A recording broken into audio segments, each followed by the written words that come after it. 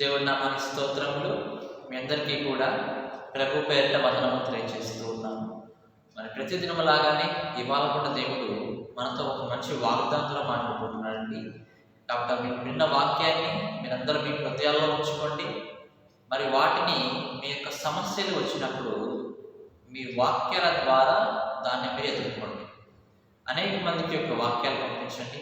వాళ్ళు కూడా దేవునిలో ఎదగటానికి ముందుకు వెళ్తూ ఉంటారు. కాబట్టి ఇవాళ దేవుని యొక్క వాగ్దానం మనం చూస్తే యోబు గ్రంథము 5వ అధ్యాయము 21వ వచనం మనం చదువుకుందాం. యోబు గ్రంథము 5వ అధ్యాయము 21వ వచనం మనం చూస్తే, నోటి మాటల చేత కలుగు నొప్పి నీకు తగులకుండా ఆయన నిన్ను చాటు చేయను, ప్రళయం వచ్చినను నీవు దానికి భయపడవు. దేవుని యొక్క వాగ్దానం చూస్తే నోటి మాటల చేత కలుగు నొప్పి అంటూ ఉన్నాడు. మన జీవితాల్లో మనం పోరాడేటువంటి పోరాటంలో అనేక మంది సాతాను యొక్క ఆత్మ కలిగిన వాళ్ళు ఉంటూ ఉంటారు. మనల్ని నిందిస్తూ ఉంటారు, అవమానపరుస్తూ ఉంటారు కదండి. మనం ఏ తప్పు చేయకపోయినా సరే మనల్ని చాలా తిరుగుతూ ఉంటారు. మనం చేసే పని చోట కావచ్చు, మరి ఆఫీసులో కావచ్చు, లేదంటే ఏదన్నా మరి వర్క్ చేసే చోట కావచ్చు, మనం చదువు చెప్పే చోట కావచ్చు, ఎక్కడైనా సరే సాతాను యొక్క ఆత్మ కలిగిన వాళ్ళు ఉంటూనే ఉంటారు. దేవుని బిడ్డలంటే గెట్టిన వాళ్ళు ఉంటూనే ఉంటారు. దేవుని యొక్క వాక్యం అంటే గెట్టిన వాళ్ళు ఉంటూనే ఉంటారు. సాతాను యొక్క శోధన అనేది మన చుట్టూ ఉంటూనే ఉంటుంది. అయినను ఏమంటే మనం ఏం చేయాలంట, వారు అనేటటువంటి తిట్లను మనం భరించాలి. శత్రువులను కూడా దేవుడు ఏం చేస్తా అంటాడు, మిత్రులుగా మారుస్తా అంటున్నాడు. ఎప్పుడు మారుస్తాడు ఆయన? మీరు సహనంతో వారి మాటలు విని వారిని ఏమి అనకుండా తిరిగి అనకుండా ఉన్నప్పుడు మీకు వారిని మిత్రులుగా చేస్తాడు. ఏ నోరు అయితే కనుక మిమ్మల్ని అవమానపరిచిందో అదే నోటి ద్వారా మంచి వచనాలు, ఆశీర్వాద వచనాలు వాళ్ళు చెప్పేలాగా దేవుడు చేస్తాడు. ఎప్పుడు చేస్తాడండి? మనం సహనంతో ఉన్నప్పుడు వారి యొక్క మాటలు విని మనం చాలా సైలెంట్గా ఉండాలి. మనకి వాళ్ళకి ఒక డిఫరెన్స్ అనేది ఉండాలి. వాళ్ళ అన్యులు, మనం దేవుని బిడ్డలము. అన్యులు అనేక మాట్లాడుతూ ఉండవచ్చు, కానీ దేవుని యొక్క బిడ్డలు దైవభక్తి కలిగిన వాళ్ళు దైవికంగా మనం ఉండాలి కదండి. వాళ్ళు తింటారని చెప్పి మనం తింటే మనము కూడా ఎలా అవుతాం, అన్యజనులు అవుతాం, కానీ దేవుని బిడ్డలు అవ్వం కదా. అనేక మంది తిడుతూనే ఉంటారు. మనం ఏం చేయాలి? దేవుడికి అప్పగించాలి వాళ్ళని. ప్రభా నువ్వే చూసుకుని ఆయన, నువ్వే చూసుకో ప్రభా, ఈ వ్యక్తిని మార్చిన ఆయన, ఈ వ్యక్తి నుండి దురాత్మను వెళ్ళగొట్టు ప్రభు అని మనం ఏం చేయాలి? వారి కొరకు మనం ప్రార్థన చేసి వారిలా ఉండాలి, కానీ వారిని మరలా మనం ఏం చేయకూడదు, తిట్టకూడదు. యేసుక్రీస్తు ప్రభు వారిని ఎంతమంది ఏమంటే అవమానించారు, రాళ్ళతో కొట్టారు, అనేక మాటలు అన్నారు చెప్పండి. దేవుడు తప్పు చేశాడా? చేయలేదు. దేవుని యొక్క వాక్యం చెప్పడమే తప్పంటే మనకి ఈ యొక్క లోకంలో సంఘాలు ఉండే కాదు. యేసుక్రీస్తు ప్రభు దేవుని యొక్క వాక్యం బట్టికే ఆయన చదివిస్తున్నాడు. అనేకమైనటువంటి బోధలు, అనేక అన్యతో కూడినటువంటి బోధలు ఏమి కూడా దేవుడు చెప్పడం లేదు. దేవుని యొక్క వాక్యం బట్టికే చెప్తూ ఉన్నాడు ఆయన. ఆయనను ఆయన ఏం చేస్తున్నారంట, సృష్టికర్తనే ఏం చేశారంట, మనుషులు మర్చిపోయి నానా మాటలు అంటూ ఉన్నారంట. దేవుడు అన్నాడు, వీరు ఏం చేస్తున్నారు, వీరు ఎరుగరు కనుక వీరిని క్షమించిన ఆయన అని శిలువలో ఒక మాట పలికాడు. ఎందుకంటే క్షమించాలి దేవుడు, ఎందుకంటే క్షమించాలి. ఆయన బిడ్డలు అంటే ఆయన క్షమిస్తాడా? ఎందుకంటే దేవుడికి కూడా అర్థం ఉన్నది. దేవుడు కూడా దయ కలిగి ఉన్నాడు. దయ కలిగిన దేవుడు, దయా దార్శనికుడు ఆయన, సహనం కలిగిన దేవుడు కూడా. అయితే ఆయనే అంత ఓర్చుకొని ఉంటుంటే మనం ఇంకెంత ఓర్చుకొని ఉండాలండి దేవుడు ఉంటారా? ఆయన ఉన్నటువంటి యేసుక్రీస్తు ప్రభువునటువంటి బాధలు మనకంత లేవు కదా, ఆయనకటువంటి శ్రమ మనకంత లేదు. అలాంటి సమయాల్లో మనం ఏం చేయాలి? చాలా సహనం కలిగి ఈ లోకంలో ఉండాలంట కదండి.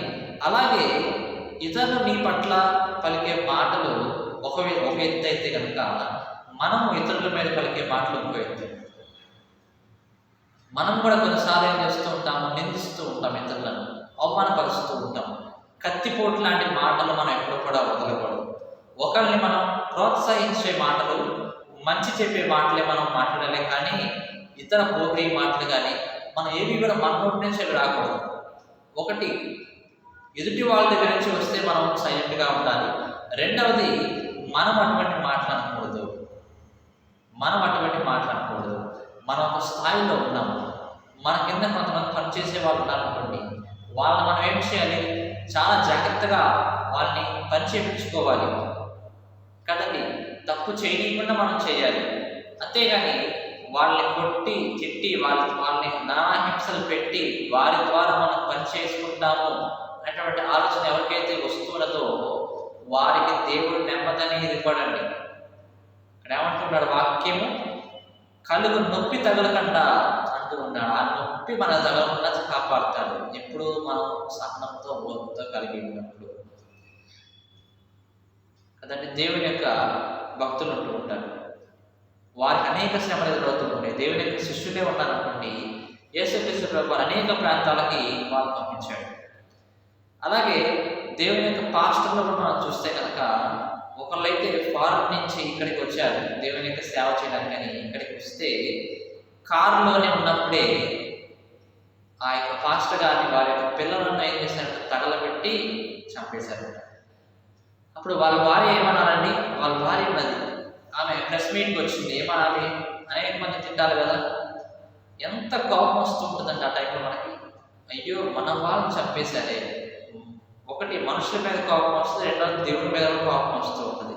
మన వాళ్ళని వాళ్ళు చంపేశారే, మన కుటుంబాన్ని లేకుండా చేశారే అని ఎంత మనలో హృదయం రగిలిపోతూ ఉంటుందంటే సాతాను అనేక ఆలోచనలు పెడుతుంటాడు. వాళ్ళని తిట్టు, వాళ్ళకి అంతే జరగాలి, శాప పెట్టు అంటూ ఉంటాడు. ఎంత ఇబ్బందిగా ఉంటుందంటే ఒక మానవునికి అలా కళ్ళెదుటనే తన కుటుంబం కారులో మండిపోతూ కాలిపోతూ ఉంటే ఎంత ఇదిగా ఉంటుంది. కానీ అయినను ఆమె యొక్క భార్య అంట, ఆ పాస్టర్ గారి యొక్క భార్య వాళ్ళని ఏం అనలేదంట. చాలా గొప్ప విషయం చూడండి. మనం నేర్చుకోవాలి చాలా దేవుని దగ్గర నుంచి, దేవుని యొక్క బిడ్డల దగ్గర నుంచి, విశ్వాసుల దగ్గర నుంచి మనం చాలా నేర్చుకోవాలి. మనకంతా తెలుసా మనం ఎప్పుడు కూడా అనుకోకూడదు, చాలా నేర్చుకోవాలి. ఆమె అంట వాళ్ళని ఏమి చేయొద్దు, దేవుడే చూసుకున్నాడని దేవుడికి అప్పగించిందంట. దేవుడు ఒకనొక రోజు అడుగుతాడు, లెక్క అడుగుతాడు, ఇదిగో నువ్వు ఈ పాపం చేశావు, వీళ్ళ కుటుంబాన్ని ఎట్లా తగలబెట్టావు అని చెప్పి ఎవరికి తగలబెట్టారో వాళ్ళని అడుగుతాడు దేవుడు. అటువంటి సమయంలో వాళ్ళకి న్యాయం తీరుస్తాడు. అంతేగాని మనం ఎవరైనా చెప్పండి, మనం మనుషులమే కదా, మనిషి శరీరంలో ఉన్న వాళ్ళమే కాబట్టి మనము ఏం చేయకూడదు, వాళ్ళకి న్యాయం అనేది తీర్చుకోదు. మనకన్నా అందరికంటే పెద్ద ఆయన ఒక ఆయన ఉన్నాడు, ఎవరు? ఆ దేవుడే. ఆయన ఏం చేస్తాడు? న్యాయం అనేది తీరుస్తాడు. కాబట్టి నీ నోటి మాటే నీ ఒక కుటుంబాన్ని, నీ యొక్క ప్రవర్తనను అది చూపిస్తూ ఉంటుంది. నీ నోరు మంచిదైతే నీ యొక్క ఊరు మంచిదైతే అంటారు కదా. నీ నోరు మంచిదైతే కనుక నీ కుటుంబంలో శాంతి సమాధానం ఉంటూ ఉంటుంది. నిజంగా నోటి మాటల వలన అనేక కుటుంబాల్లో గొడవలు వస్తూ ఉంటాయి కదా, నోటి మాటల వలన వస్తూ ఉంటాయి. అది జాగ్రత్తగా ఉంటే కనుక ఒకళ్ళు తగ్గట్లేదు, మనం తగ్గిపోవాలి అనేటువంటి గుణం కలిగి ఉండాలి. మనం తగ్గి ఉండాలి. ఒక మెట్టు ఇతరులు ఒక మాట అంటూ ఉన్నారు, మనం తగ్గి ఉండాలి. అలాంటి సమయంలో తగ్గించబడిన వాళ్ళు హెచ్చింపబడతారని చెప్పి దేవుని యొక్క వాక్యం చదివిస్తుంది కదా. దాన్ని మీరు జ్ఞాపకం చేసుకొని, ఇప్పుడు నా సమయం కాదు, నేను తగ్గిపోయి ఉంటాను, నా సమయం దేవుడు ఇస్తాడు, అప్పుడు నేను హెచ్చింపబడతాను అని చెప్పి ఆలోచన కలిగి మీరేం చేయాలి? నెమ్మది కలిగి సహనం కలిగి ఏం చేయాలంటే దేవుడిలో ముందుకు వెళ్తూ ఉన్నానని చెప్పి దేవుడి వాగ్దానంతో సెలవిస్తున్నాడు. దేవుడి వాగ్దానం దీవించి ఆశీర్వదించుకుంటాను.